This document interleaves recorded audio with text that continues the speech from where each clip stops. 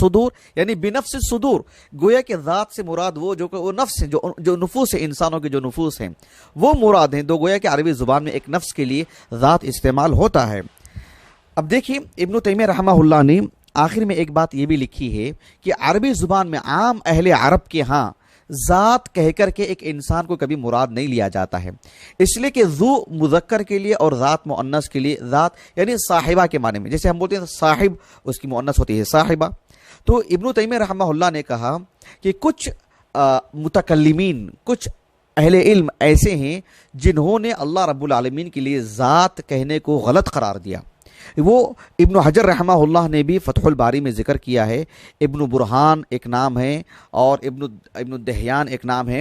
یہ دونوں کون صاحب ابو الفتح ابن برہان وغیرہ میں نے کافی ڈھونڈا، مجھے ان کے بارے میں زیادہ معلومات نہیں مل سکی.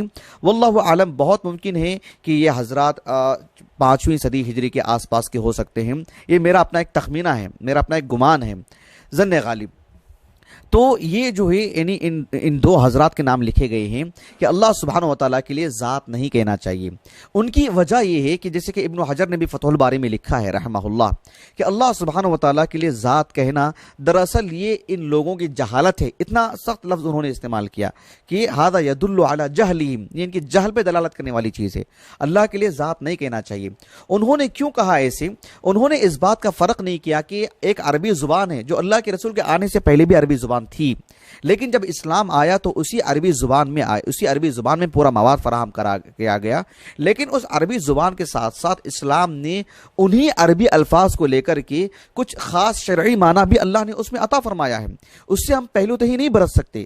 جب ہم کہتے ہیں الصلاۃ تو اس سے ایک عام معنی دعا کا معنی نہیں ہے. الصلاۃ کے لیے جب ہم کہتے ہیں تو اس کی پوری کیفیت، پوری حیت، اس کے شروط، اس کے واجبات، اس کے سنن اور سب چیزیں اس کے اندر آ جاتی ہیں، آپ سمجھ لیں. بالکل ویسی ہی رسول ہم جب کہتے ہیں تو عربی زبان کا عام معنی نہیں ہے، شرعی معنی میں رسول کے لیے جو معنی ہوتا ہے وہی معنی مراد لینا پڑے گا. بالکل ویسی ہی انہوں نے لغوی اعتبار سے خیال رکھا کہ عربی زبان میں ذات ہم کسی کے لیے نہیں کہتے. ذات تو جو ہے مؤنث کے لیے استعمال ہوتا ہے مضاف بن کر کے، وہ اللہ کے لیے کیسے استعمال کرتے ہیں. ابن برہان نے ایک بات کہی جو اپنے آپ میں بڑی اچھی بات ہے، لیکن جو نصوص سے تو ہٹ کر کے بات ہے، لیکن عربی زبان کا خیال رکھا جائے تو بات بڑی اچھی ہے.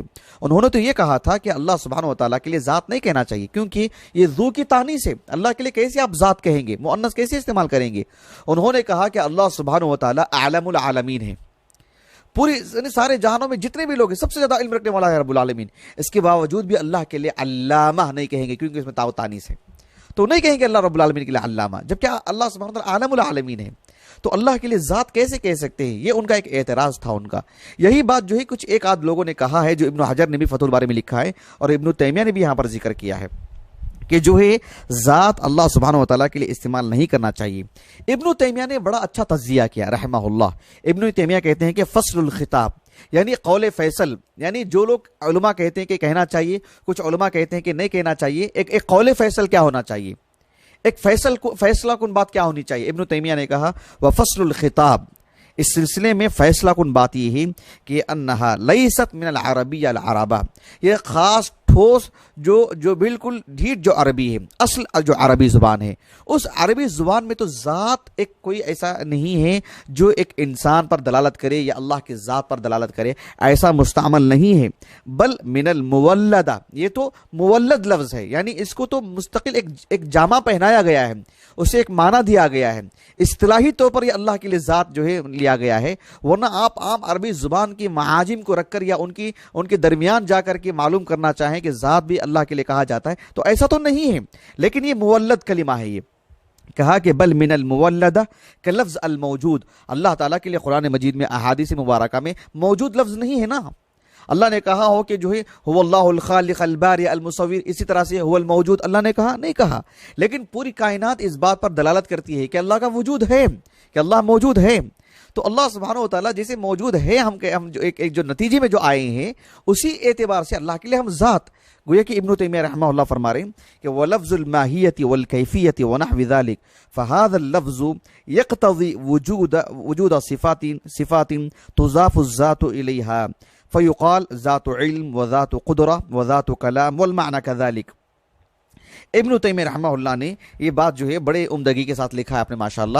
ابن حجر نے بھی یہی بات لکھی ہے رحمہ اللہ فتح الباری میں کہ اللہ سبحانہ و تعالیٰ کے لیے ذات آپ اگر مراد لیتے ہیں صاحبہ کے معنی میں تو ممتنع ہے، وہ تو غلط ہے، لیکن آپ اسے ایک اصطلاحی جامہ پہناتے ہیں، اصطلاحی معنی میں لیتے ہیں تو پھر تو کوئی حرج نہیں ہونا چاہیے. آپ دیکھیے ارشاد الساری جو صحیح بخاری کی شرح ہے، احمد ابن محمد القسطلانی مصر کے 923 ہجری سنہ وفات ہے رحمہ اللہ. انہوں نے بھی، حالانکہ آپ اشعری ہی ہیں، آپ نے بھی اس بات کو لکھا ہے کہ اللہ تعالیٰ کے لیے نفس قرآن مجید میں موجود ہے، احادیث مبارکہ سے ثابت ہے، اور ہم نے مستقل اس پر ایک درس دیا الحمدللہ. جب نفس مؤنث ہے کلمہ عربی زبان میں تو اس پر جو ہے مطلب اس کو بطور علم کے استعمال کیا گیا الذات، تو اس معنی میں اللہ سبحانہ و تعالیٰ کے لیے الذات کہتے ہیں تو غیر مردود، اس کو رد نہیں کیا جائے گا.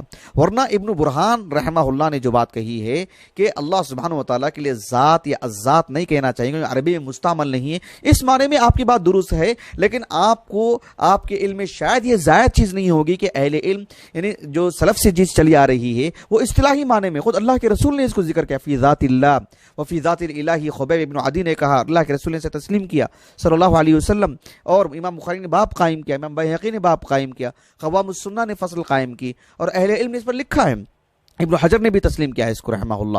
تو بہرحال اللہ سبحانہ و تعالیٰ کے لیے ذات کہنے میں کوئی حرج نہیں ہے، اس میں کسی طرح کا کوئی تردد نہیں ہونا چاہیے.